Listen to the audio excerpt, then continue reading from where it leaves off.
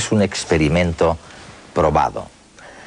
Si a los niños no se les sumerge en un organismo planetario, social, que les anime y les demuestre que son necesarios, su sistema inmunológico se degrada y muere.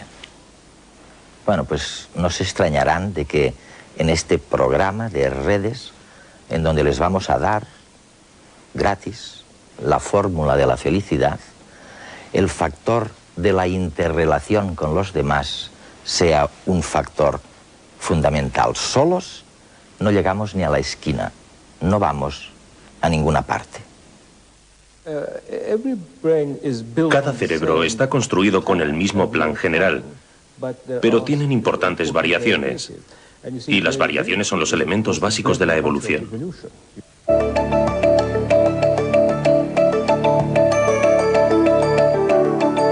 Semir Zeki es catedrático de neurociencia cognitiva en la Universidad de Londres. Es un experto a nivel mundial en la percepción visual y cognitiva del arte y del amor.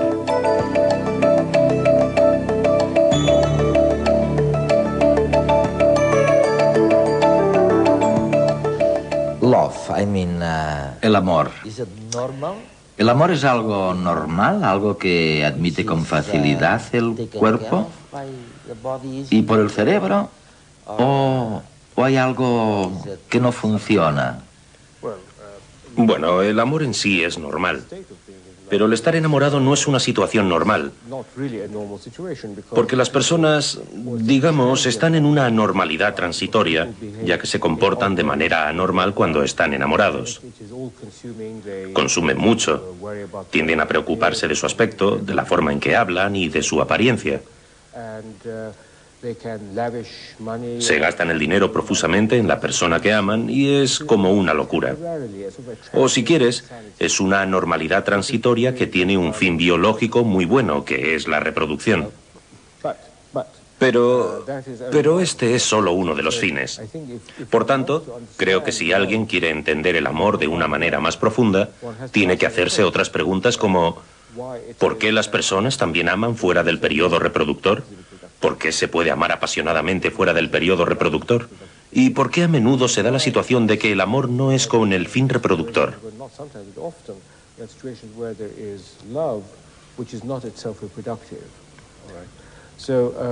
Es decir, el sentimiento del amor, la capacidad de amar, parece ser un mecanismo biológico cuyo motivo puede ser que vaya más allá de la reproducción biológica. Más allá de la reproducción. Eso es.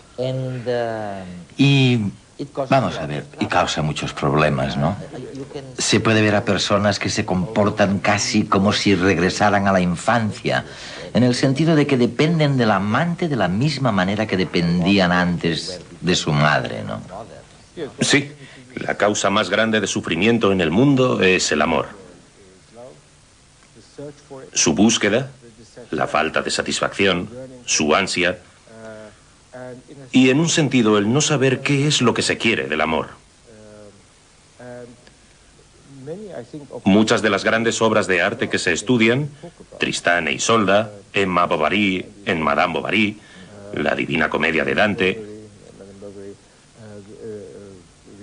todas ellas tratan de la incapacidad de encontrar en una persona el amor que ellos buscan.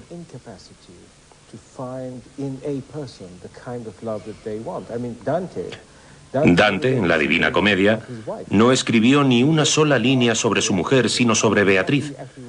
Y en realidad tampoco escribió sobre ella, sino, como él decía, sobre la gloriosa donna de la mia mente. La gloriosa señora de su mente escribió sobre el concepto mental de esa mujer y de estar enamorado.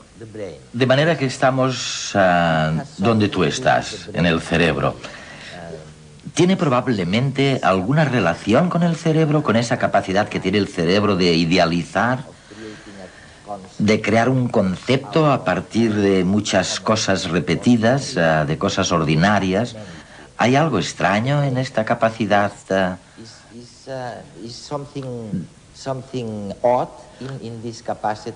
Bueno, creo que ese es uno de los problemas críticos que le quedan al cerebro.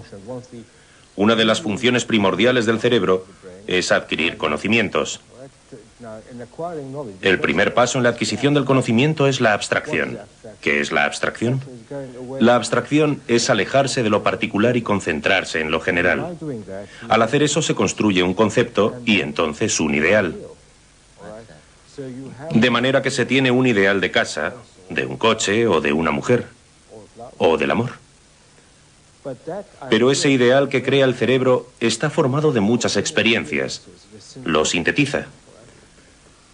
Pero la experiencia diaria puede que sea diferente y no satisfaga el concepto creado por el cerebro.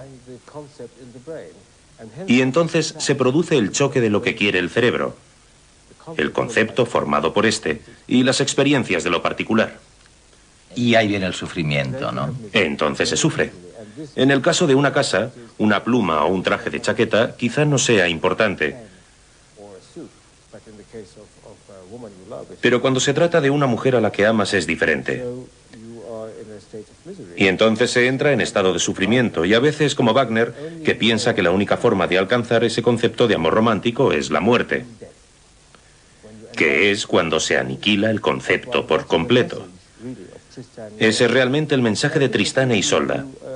Y creo que se puede seguir gran parte del sufrimiento de las personas por la capacidad que tiene el cerebro de formar conceptos. Que en realidad no es más que la capacidad de un sistema muy eficaz para adquirir conocimiento, pero que implica el concepto de sufrimiento a causa del choque del concepto o idea sintética, la creada por el cerebro a partir de la experiencia de muchos particulares y las experiencias del día a día, que es lo particular. La tendencia al placer fue intensificándose progresivamente durante el largo proceso en que nos hicimos humanos. Lo que Freud llamó la pulsión de Eros es una fuerza arrolladora que nace de la propia biología y que puede llegar a dominar nuestra vida. La zona del cerebro llamada septum, donde se localiza el sentimiento de placer, es 3 veces mayor en el ser humano que en el chimpancé. Si a un chimpancé se le implanta en el septum un electrodo que pueda activar él mismo, no deja de estimularse una y otra vez. Se olvida de comer y de beber, y si no se le desconecta, acaba muriendo por deshidratación. Siendo esta estructura más relevante en el ser humano, ¿cuál no será entonces su trascendencia? Un aspecto clave del aprendizaje es que placer y memoria están íntimamente unidos. El septum se encuentra muy próximo al hipocampo, el núcleo cerebral encargado de la gestión de la memoria. Puede afirmarse que aprendemos con mayor facilidad aquello que nos proporciona más satisfacción. El hipocampo está conectado a su vez permanentemente con la corteza cerebral, sede de la razón y de todas las capacidades cognitivas, como el lenguaje o el pensamiento abstracto. En los humanos la corteza está mucho más desarrollada y es mucho más extensa que en cualquier otro mamífero. Por eso se pliega formando arrugas, para poder acomodarse dentro del cráneo. Es aquí donde se desarrolla la consciencia y la identidad individual, y también desde aquí se ejerce el control y la modulación de impulsos básicos como el placer. Durante toda la vida hay una interacción constante entre vivencia y memoria. Lo que cada individuo percibe y experimenta va reforzando y expandiendo los filamentos entre las neuronas y originando nuevas sinapsis, dando forma a la gran red de conexiones neuronales que alojan la memoria. Es lo que se llama neuroplasticidad.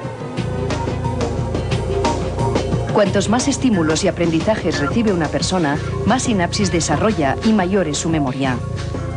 La experiencia modifica el cerebro incluso desde el punto de vista anatómico, pues no existe otro igual. Sin embargo, mucha de la información que percibe el cerebro no se procesa como memoria a largo plazo. Nos llega un exceso de estímulos o de información basura que podrían bloquear el funcionamiento de la mente. Para eso existe el olvido, un recurso necesario para la higiene mental, incluso para la supervivencia. Se ha demostrado que aquellas personas que sufren experiencias traumáticas y que son capaces de guardar los recuerdos dolorosos en una especie de memoria protegida consiguen vivir mejor.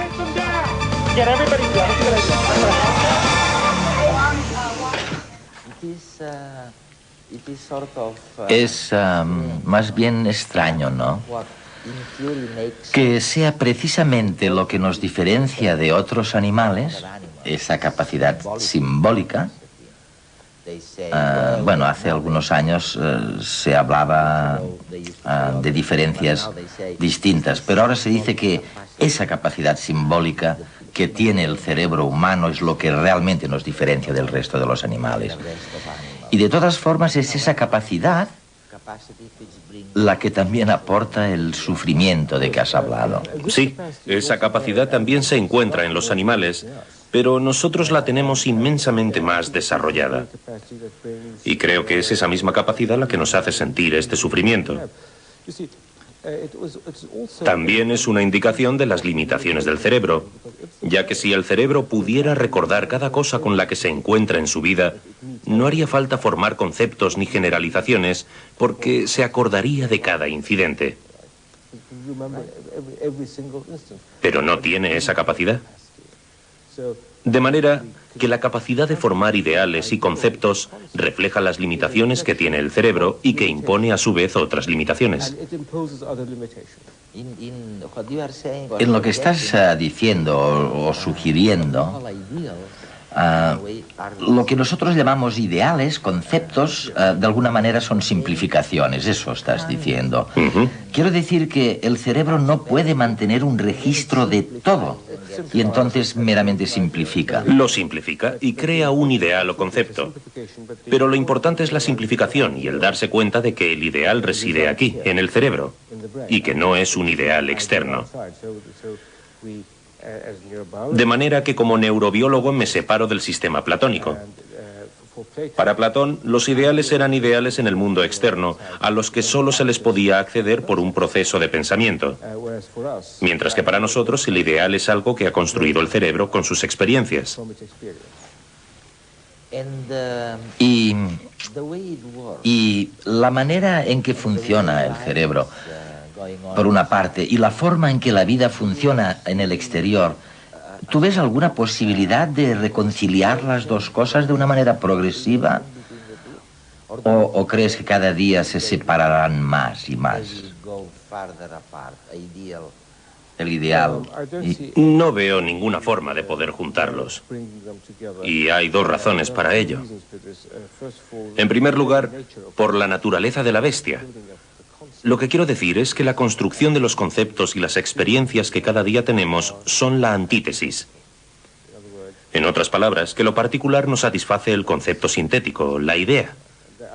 Y no veo ninguna manera de poder solucionar eso.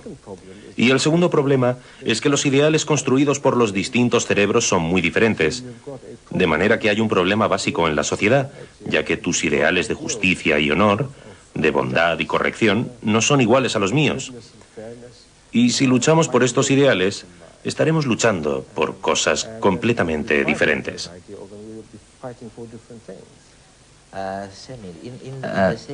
Semir, en la misma o de la misma manera que no hay un gobierno planetario, tampoco existe un cerebro planetario, me imagino, ¿no? Cada cerebro es diferente.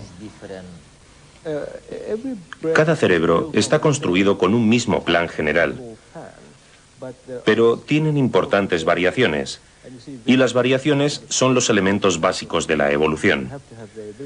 Tiene que haber variación para que se pueda dar el proceso evolutivo, que por cierto es completamente ciego a la moral o cosas por el estilo. Trabaja con la variabilidad y selecciona lo que se adapta mejor. Ahora, creo que esa variabilidad es un ingrediente de la evolución biológica extremadamente importante. Y a pesar de ello conlleva enfermedades o dificultades para nosotros, ya que, por distintas razones sociales, no podemos tolerar mucha variabilidad. Pero supongamos que tenemos la posibilidad de erradicar toda la variabilidad. Clonando, por ejemplo. Eso es, clonando. Sería un desastre tremendo, ya que la evolución no podría funcionar y no se produciría el choque que generan las nuevas ideas y formas de pensar.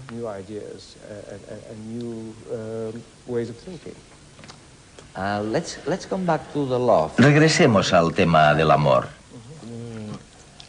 Después de lo que has dicho, quizá el amor se produce cuando el cerebro hace un esfuerzo más fuerte de lo normal, intentando reconciliar a la persona, en este caso el ser amado, con el concepto ideal. Normalmente el cerebro no funciona haciendo un esfuerzo tan grande de reconciliación entre dos cosas, excepto en el caso del amor, digo.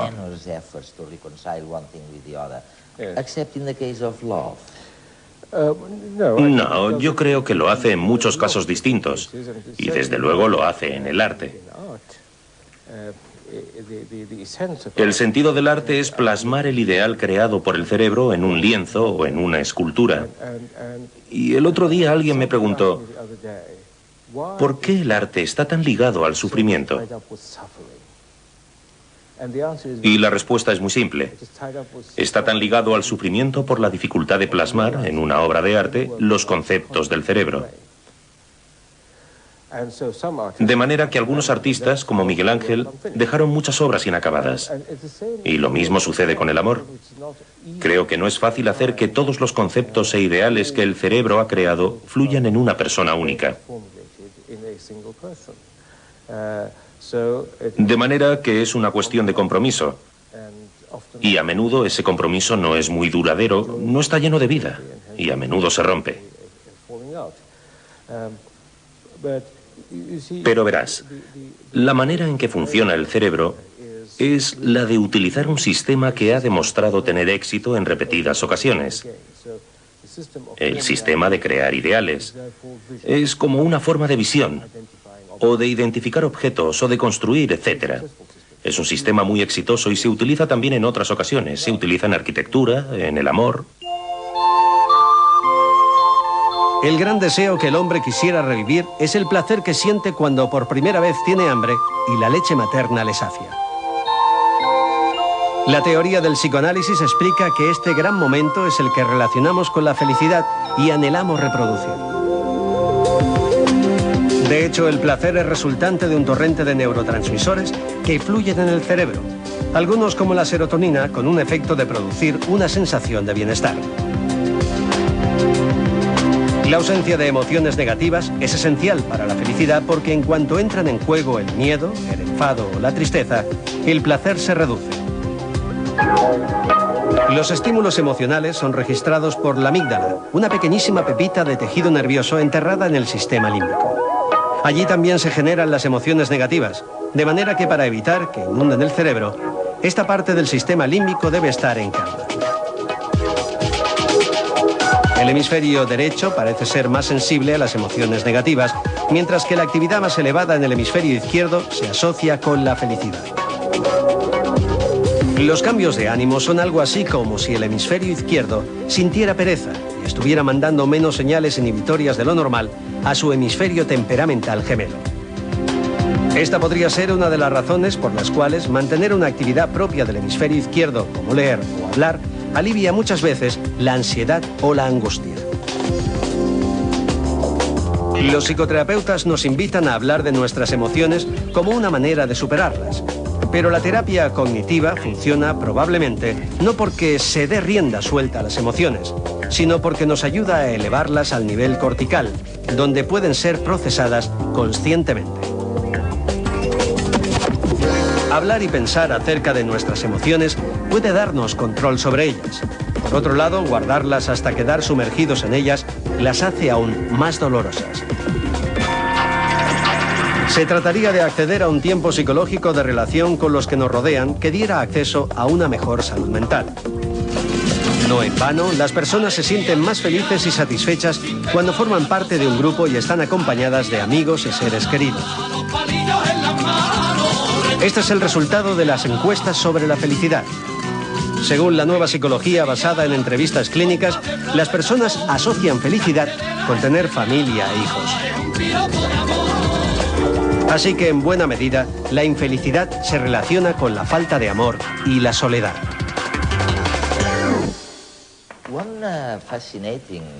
Un tema fascinante, ¿no?, que ahora ya se considera un tema científico, es el concepto de la conciencia. Y tú has dicho algunas veces cosas bastante chocantes a este respecto. Dices, olvidémonos de una conciencia unificada. Hay muchas neuronas luchando por temas particulares. Las percepciones, por ejemplo, los colores, las formas, y para cada una de estas cosas hay una conciencia particular. Y es muy posible que algunos pierdan la capacidad de ver, pero es posible que mantengan la capacidad de ver colores. O al menos la capacidad de idealizar los colores, ¿no? Sí, sí. Este es un ejemplo perfecto. Eso es cierto esto. ¿Y qué significa en la práctica? Volviendo a lo que decías, que esto es chocante, yo pienso lo contrario. Que lo chocante es lo que dicen los otros de la conciencia unificada. ¿Por qué es chocante? Porque no tienen ninguna evidencia. Yo me interesé en ello cuando me invitaron a una reunión bajo el título La unidad de la conciencia. Y entonces me pregunté a mí mismo, ¿de dónde viene esta unidad de conciencia? Y escribí una conferencia que se tituló La no unidad de la conciencia. Y hay más y mejores pruebas para las distintas conciencias. Te pondré algunos ejemplos. Uno es el que tú has dicho, que se puede ser ciego y se pueden ver colores, pero solo colores. Otro es el ejemplo contrario. Si se daña el centro en el cerebro que es responsable de los colores, se pierde la capacidad de ver colores, pero nada más. Ya no se es consciente de los colores. En el primer ejemplo, se tiene la conciencia de colores y en el segundo ejemplo se es consciente de todo lo demás a excepción de los colores. Ese es el primer ejemplo. El segundo es que los colores se ven, por ejemplo, antes que el movimiento, unos 80 milisegundos.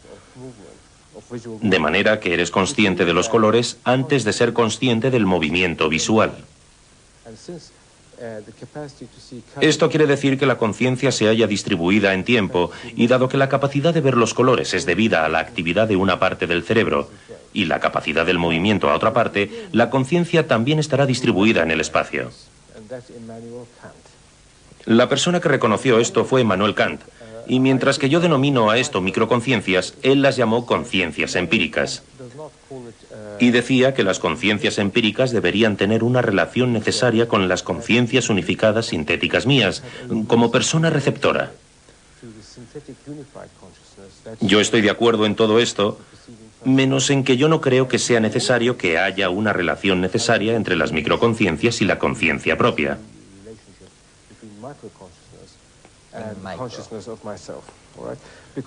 Porque cuando veo tus gafas, yo no digo, yo soy el que percibo tus gafas. O si te miro a la corbata, yo no digo, yo soy el que percibo tu corbata.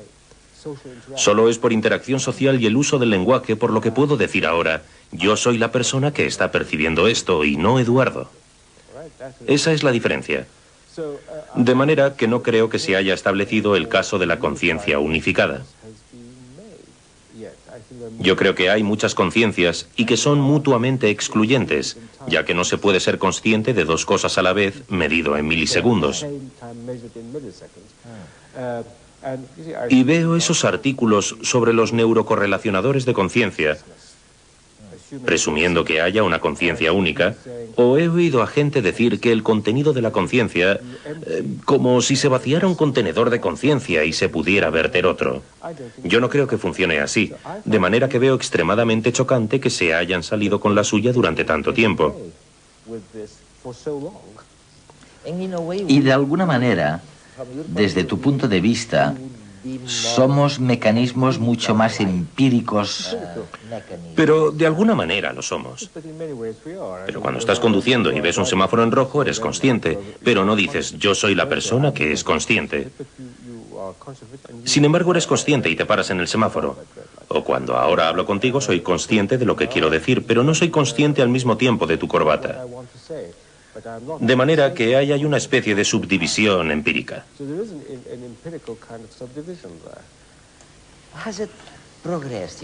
Oye, hemos progresado. Ya sé que la evolución necesita miles de años, pero ¿crees de verdad que en los últimos 60.000 años este cerebro ha aprendido alguna cosa? Sí, estoy seguro de que ha aprendido.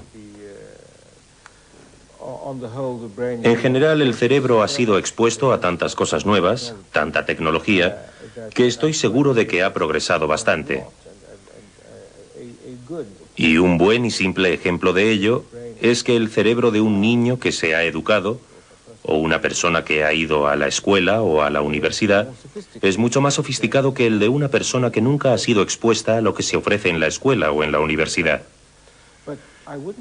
Pero no diría que el cerebro ha cambiado en profundidad en los últimos 60.000 años, pero sí en 1.000.000 de años. No creo que haya cambiado radicalmente en 60.000 años.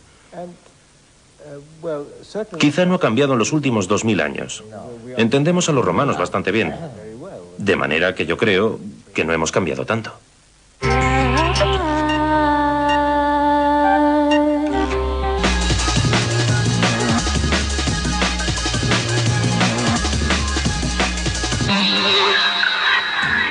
Un equipo de ingenieros norteamericanos ha creado en el laboratorio el primer pavimento silencioso.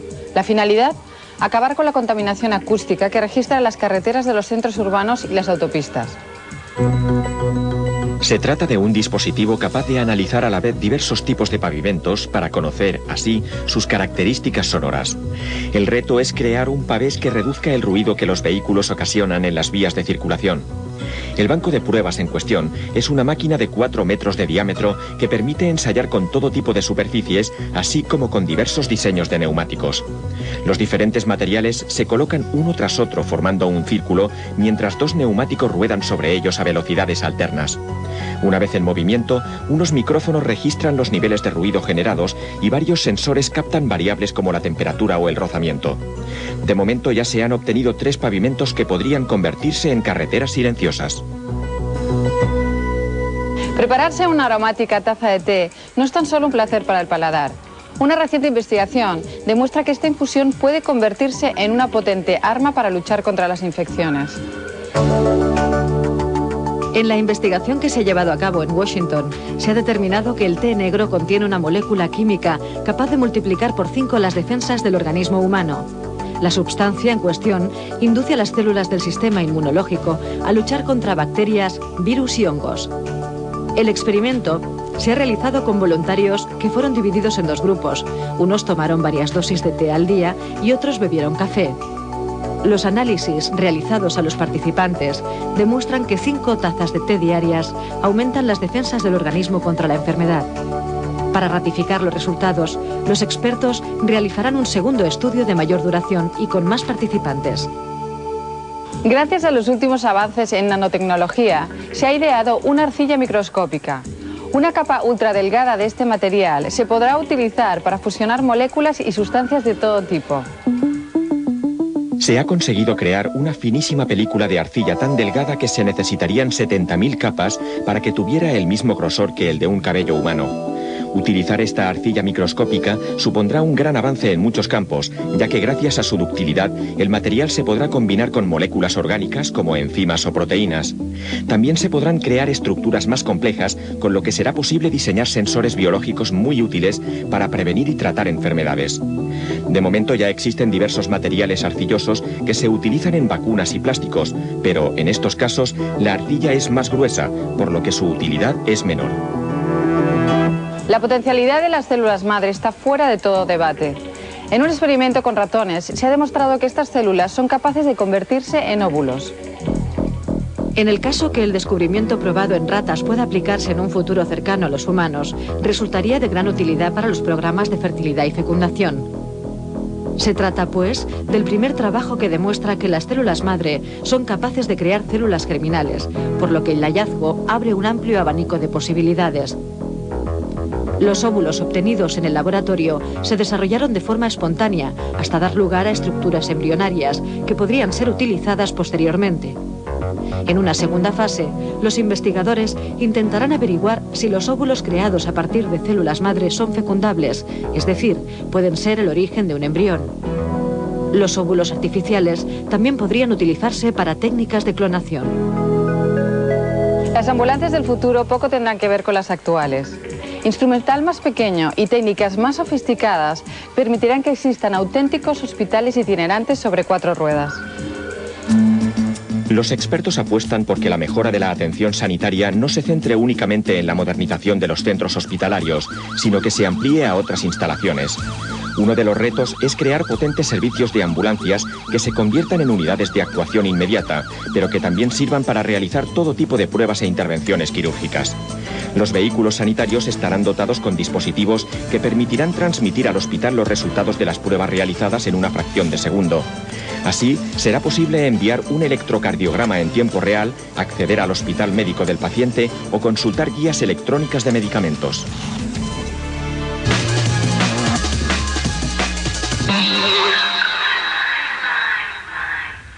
Cuando hablan con amigos del cerebro encontrarán dos posturas. Una mayoritaria que dice, bueno, tiene una actitud casi beata delante del cerebro, ¿no? Diciendo, es el artilugio más sofisticado de todo el universo.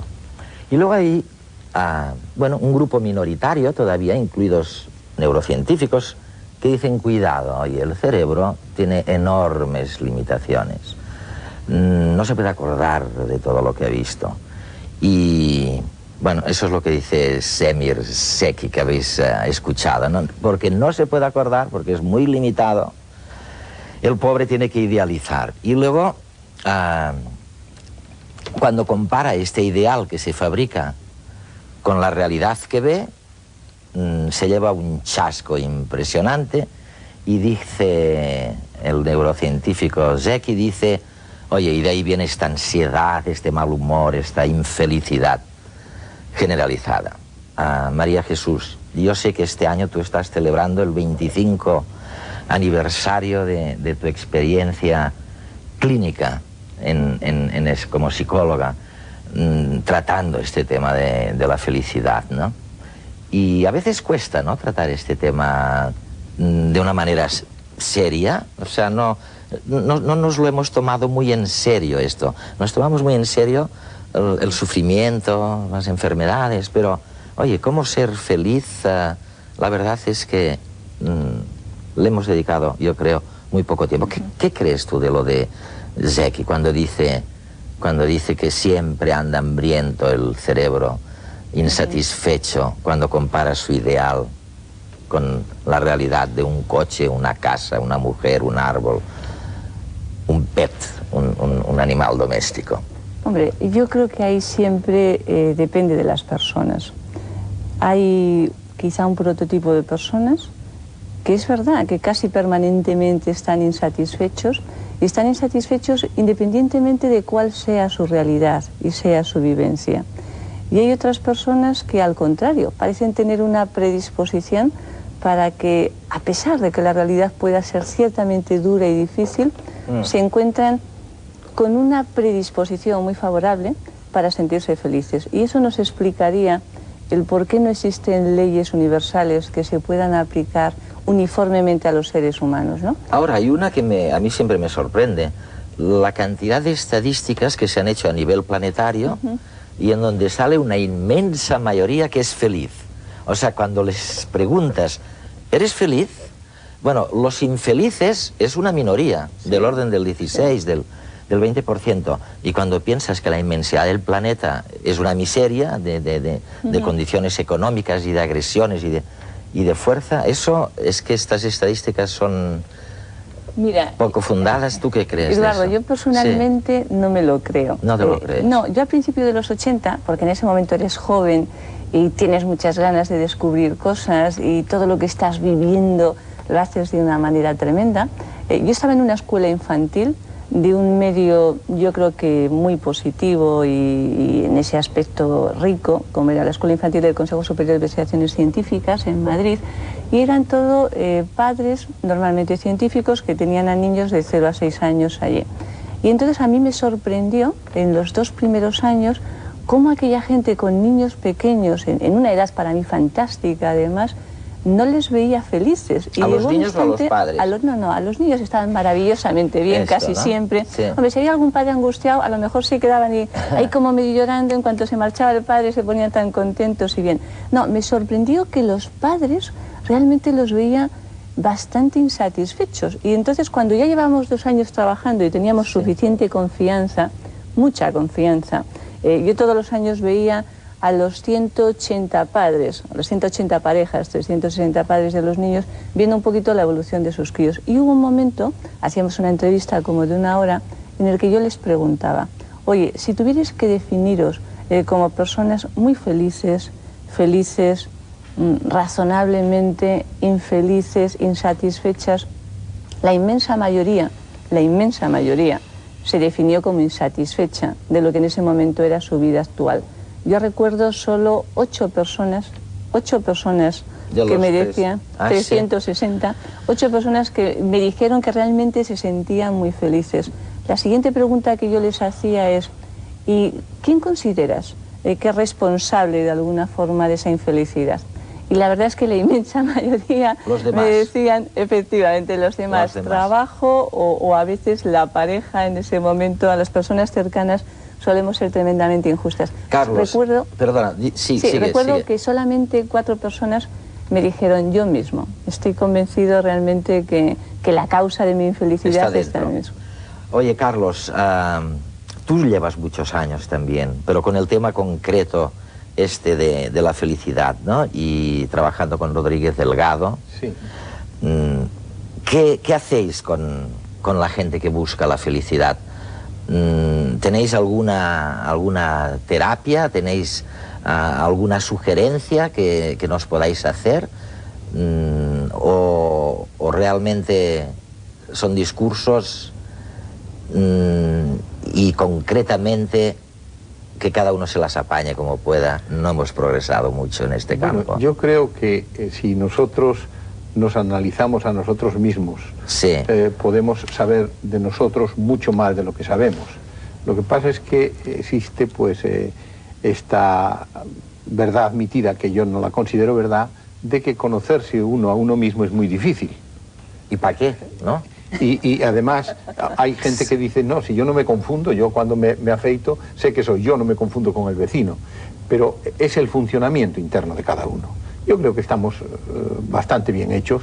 Sí, tenemos muchos defectos, pero estamos bastante bien hechos y se podría sacar muchísimo más rendimiento de nosotros. ¿Pero haciendo qué? Pues... relacionándose más, haciendo más deporte, más religión.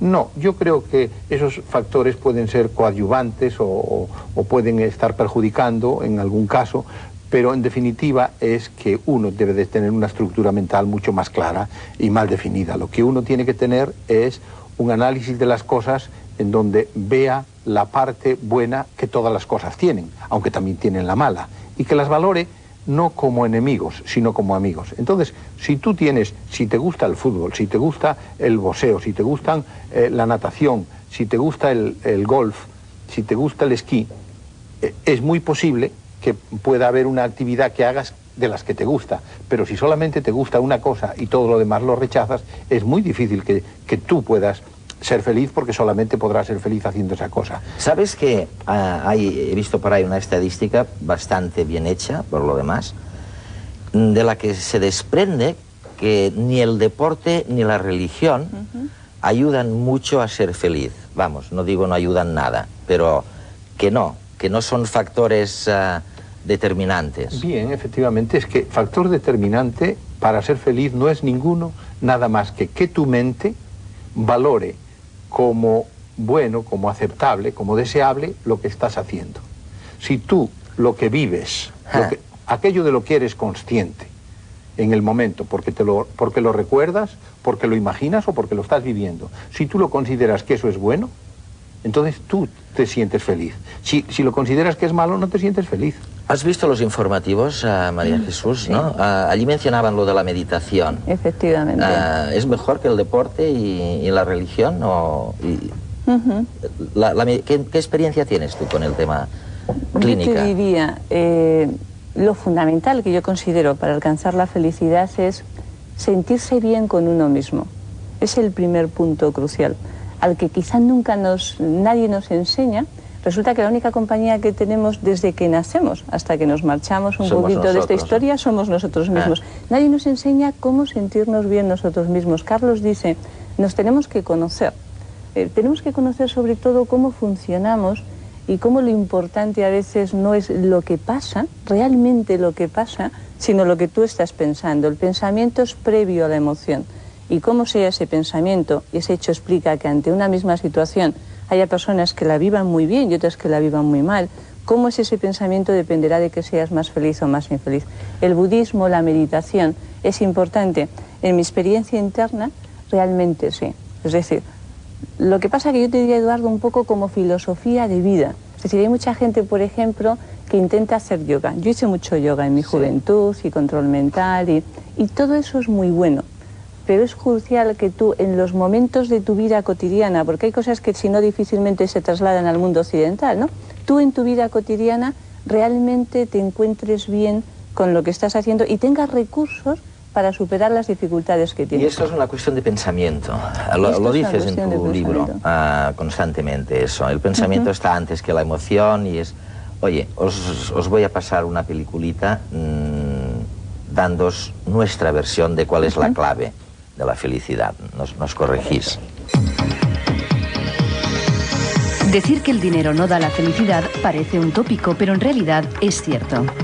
Estudios psicológicos con ganadores de lotería así lo indican, puesto que al año de haber recibido enormes sumas de dinero, su nivel de felicidad resulta comparable al que tenían antes. Si bien durante muchos años parecía que los bienes de consumo eran imprescindibles para ser feliz, los españoles hoy en día parecen volcarse más en otro tipo de necesidades. La sociedad actual busca la felicidad en las relaciones cotidianas y el redescubrimiento de las vivencias más sencillas y naturales. Según estudios recientes, las personas que se declaran felices tienen en común relaciones intensas y satisfactorias con amigos, familia y parejas, y pasan poco tiempo solos. En cambio, parece que la felicidad no está relacionada con la práctica del ejercicio físico, con cómo dormimos o con las creencias religiosas. Pero todavía no se puede discernir si tener una actitud positiva genera un círculo afectivo satisfactorio o si es el propio círculo el causante de la felicidad.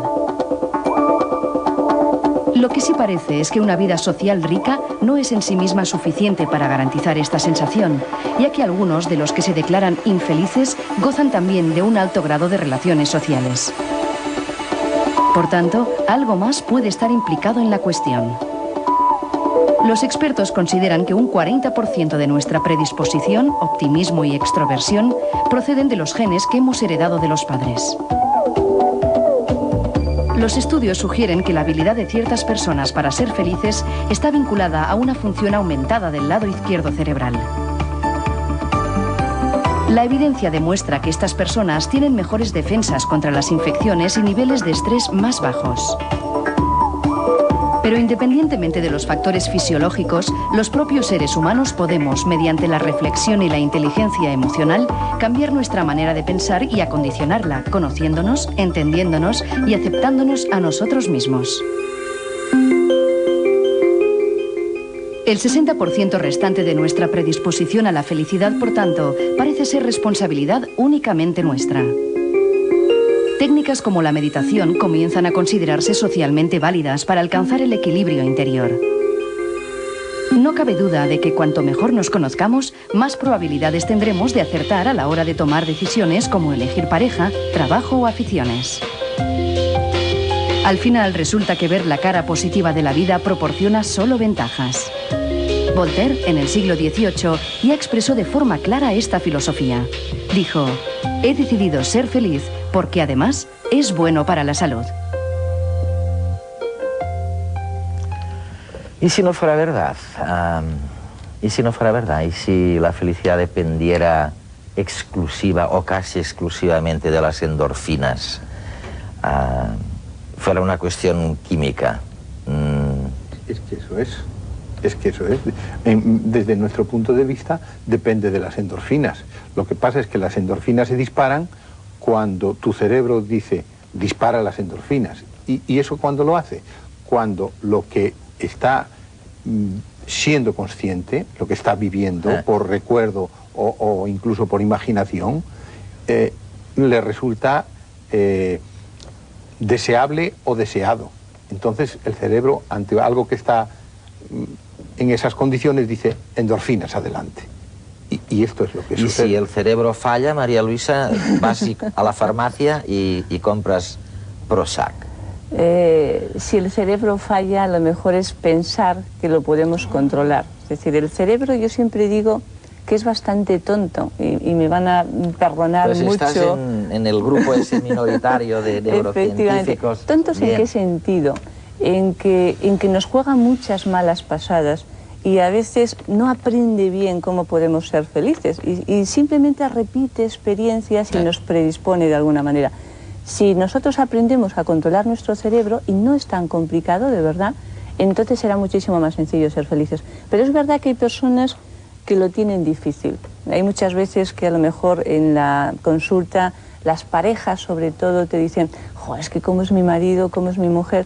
Y es cierto que hay personas que son muy ciclotímicas y que tú ves que en esas bajadas de defensas que todos tenemos a lo largo del año, y cuando llega la primavera y llega el otoño, dices que es una época de depresión. No, ahí simplemente lo que ocurre es que se nos bajan las defensas.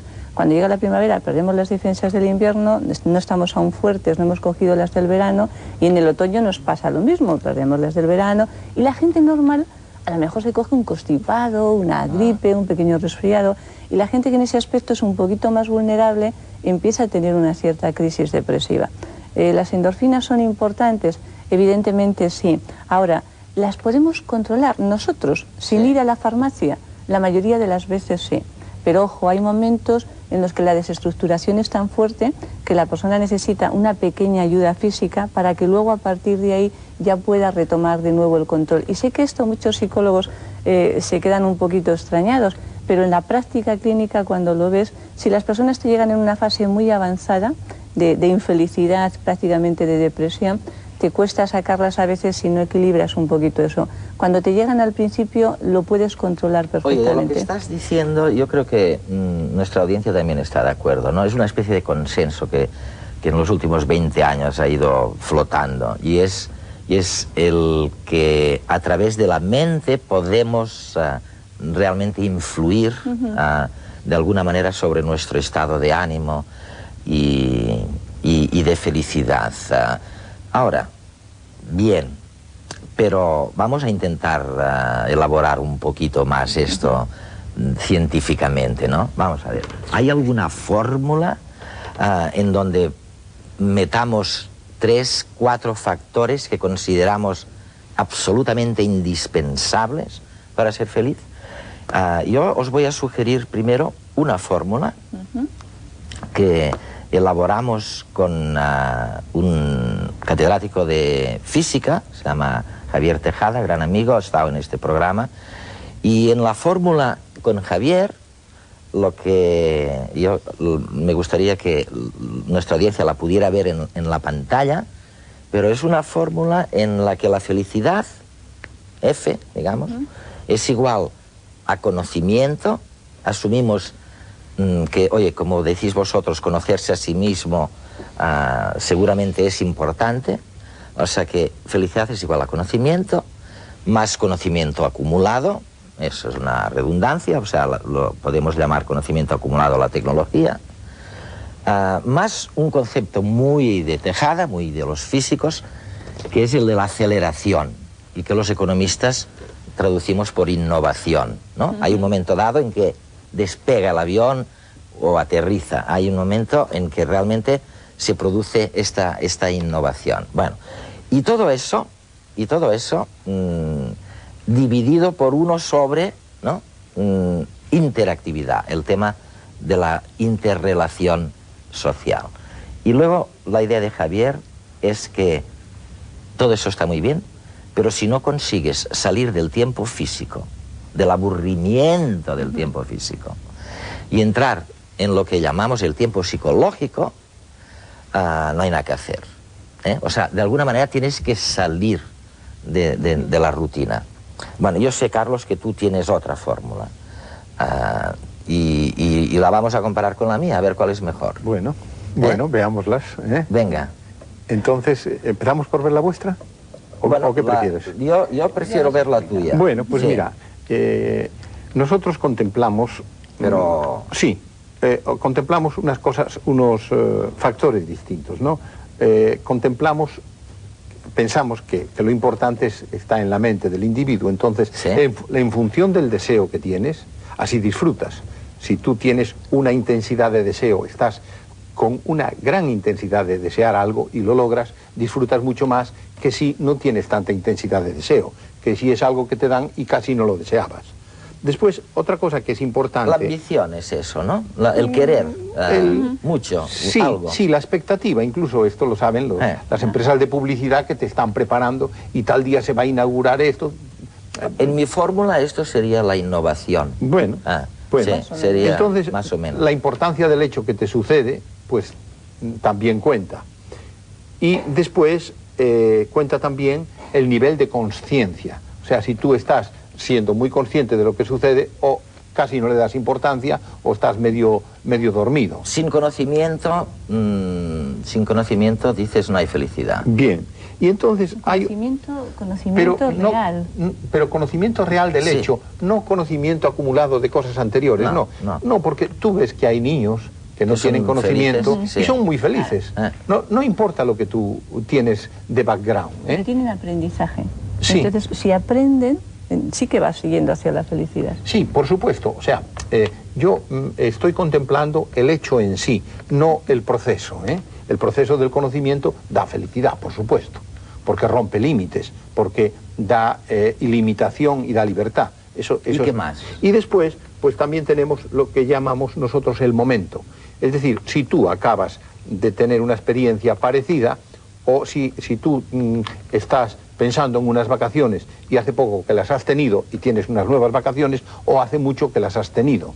Incluso hay una cosa que sucede en la felicidad, que es el proceso. Si tú juegas y pierdes, juegas y no pierdes, y juegas y ganas, eres más feliz que si empiezas ganando ni perdiendo y terminas perdiendo. O sea, el momento también es importante. Algo tendría que ver con el tiempo psicológico eso, ¿no? Y después... no puede ser que me pongas más factores. ¿Qué más? ¿Qué más? Bueno, pues te quiero poner el factor, lo que tú deseabas, la cantidad que tú deseabas. Si tú quieres de algo 10 y logras 5, eres menos feliz que si quieres 5 y logras 5.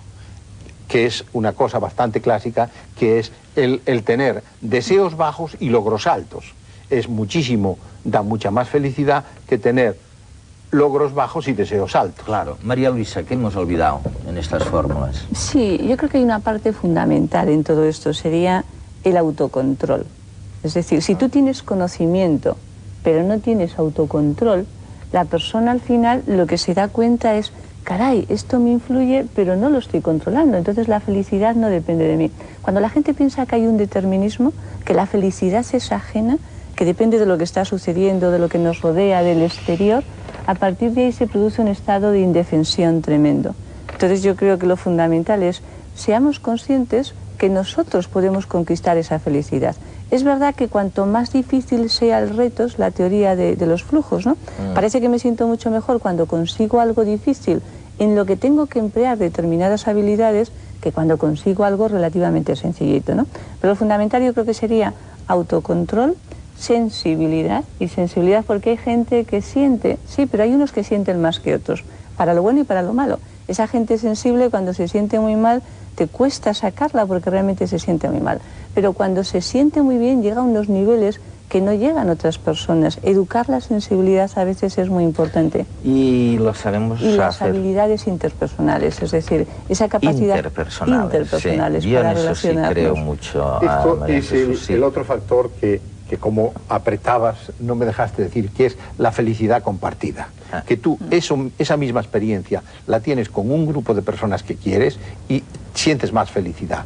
Y luego, si además esto lo puedes relatar y compartirlo con otros o con otras personas, aunque no estuvieran, eres más feliz. Carlos y María Jesús, de todo lo que me decís, en lo que yo veo que hay un consenso planetario, es este tema de lo que Carlos llama la felicidad compartida y que otros llaman la interactividad y las relaciones interpersonales. O sea, donde no vamos a ninguna parte, desde luego, es solos.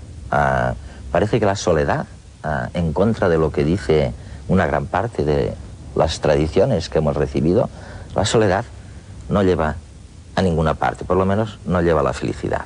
Eduardo, y si me permites, hay una cosa que es importante que también conviene dejar claro, es que la felicidad está en nuestra mano muchísimo más de lo que se cree, porque en nosotros está las cosas que deseamos, el nivel que tenemos de deseo, eso Carlos, desgraciadamente ya te encontrarás mucha gente que no lo cree y nos va a costar hacerle cambiar de opinión. O sea que, bueno, de lo que sí estamos seguros es de que mirando alrededor, comunicándose, buscando interlocutores, personas que compartan sus cosas, es una manera, un atajo para alcanzar la felicidad.